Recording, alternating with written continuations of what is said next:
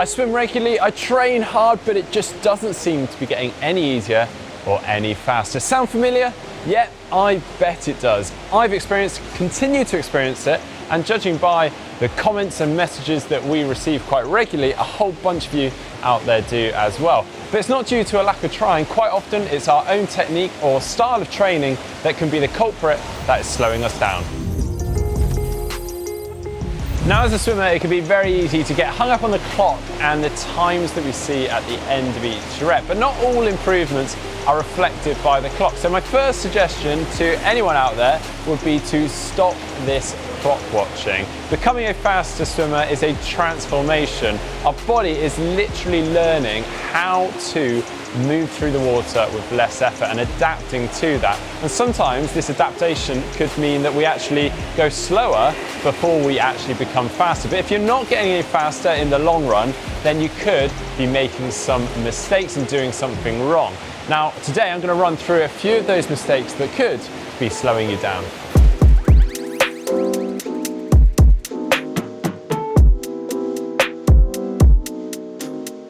Head position while swimming can have a huge impact on our swim speed. Lift it up and look down the pool ahead of you can cause your hips to drop and essentially put the brakes on. Move your head from side to side whilst you're swimming will literally steer you down the pool, and then look up at the ceiling when you go to breathe can cause not only your hips to drop but also a little bit of a side to side movement. Now, not everyone realizes quite how much they're moving their head when they swim. So if you can, get someone to watch you and then relay that back or give that feedback to you, or better, get them to film you so then you can actually watch that footage back. Now, what you want to think about is that your head is literally like a rudder. Everywhere you move your head, your body will go. So you want to keep your head as still as possible, not tensed and locked in place, but looking down towards the bottom of the pool, nice and relaxed. I normally suggest looking around 1 to 2 meters in front with your eye line. And then when you want to breathe, you just rotate your head around, imagining an axis through the middle of your head going down through your body so that you look to the sides of the pool as if you're trying to get one eye out of the water and one eye remains in the water. What actually happens is the top of your head creates a bit of a trough around your face. So actually both eyes more or less come out and your mouth comes out so you can breathe nice and easily. Now, if you are rotating as you swim, which is brilliant if you are, then actually what happens when you go to breathe is you should rotate your head with your body in the same motion. Well, next, and you're going to think I'm like a stuck record here if you watch any of our other videos, it's the catch. But it is one of the most common mistakes we see from swimmers. It's this part as we first enter the water before going into the pool phase. This section just here. And what we see from a lot of swimmers is that they slip through this first part, either not getting a very good catch or no catch at all.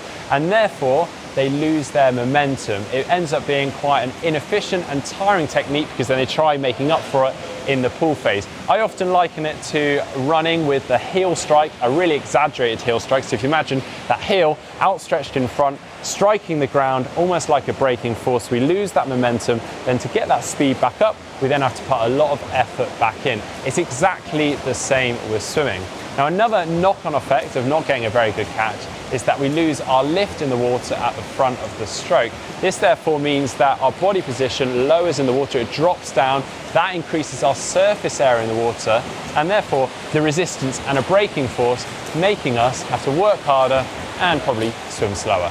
And without the pressure being applied at the front of the stroke, it can result in our legs sinking. Now, we're quite buoyant around our midriff area, so if we use my hand as a bit of an example here, our midriff is just here. If we apply pressure at the front, it will allow our legs to raise up. If we don't apply pressure, it can result in our legs sinking. So a good way to practice this is actually by wearing some paddles. It almost forces you to get a good catch, to apply pressure, and to build that strength and stability up in the shoulders. Another good one is the front skull drill. So that is just going to get you that confidence of getting a purchase at the front of the stroke, and again, build up that strength and stability in your shoulders. But if you'd like more information and detail on how to perform those drills, why not subscribe to GTN, head on over to the channel, and you can find our drill videos there.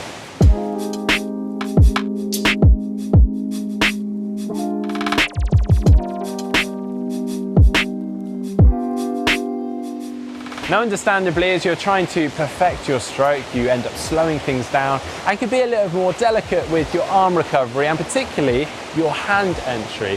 However, that can have some knock-on effects that can end up worsening your stroke and actually slowing you down. Because if you think about it, as you come over rather cautiously with your hand, you're actually increasing the amount of time before you're applying pressure at the front of the stroke.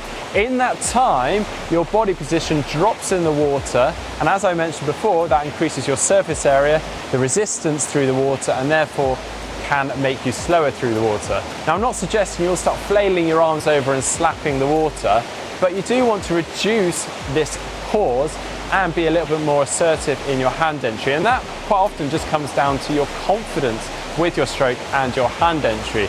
Now, something I found that's worked really well with swimmers in the past is doing 10 to 15 meters off the wall at quite a good pace with a really quick arm rate. Another good thing to practice is doing 25 to 50 meter reps with your hands clenched as fists and try essentially punching the water. I know it sounds really odd, but that will hopefully help increase your confidence of your hand entry into the water. Try both of these tactics and I'm confident you'll end up feeling a lot more confident with your stroke rate and that hand entry.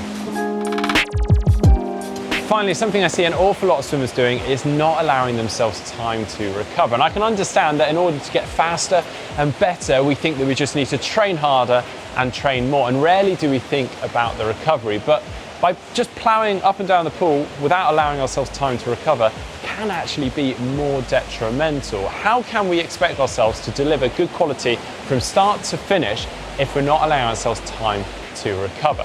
So what I'd suggest is to break up your sessions into nice bite-sized chunks. If you're starting out in swimming, then actually just going for really short reps with nice big recoveries. Then over time, you can start lengthening those reps out and maybe even reducing those recoveries with time.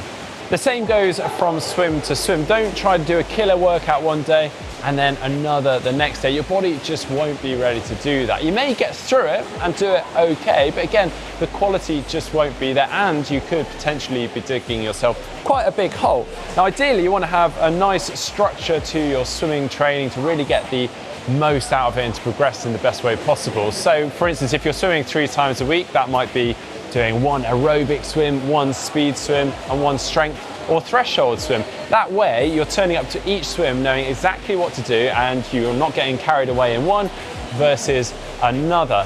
Well, there are 4 ways that you could potentially be slowing yourself down and how to fix them. I do have one final tip that I know a lot of people end up doing, and that is avoiding what they're bad at. Yeah, I do this too. I like to just do what I'm good at and avoid those poorer, bad parts. I'm not saying neglect the good bits, but just find a nice balance with it, and that'll really help to make you a better swimmer.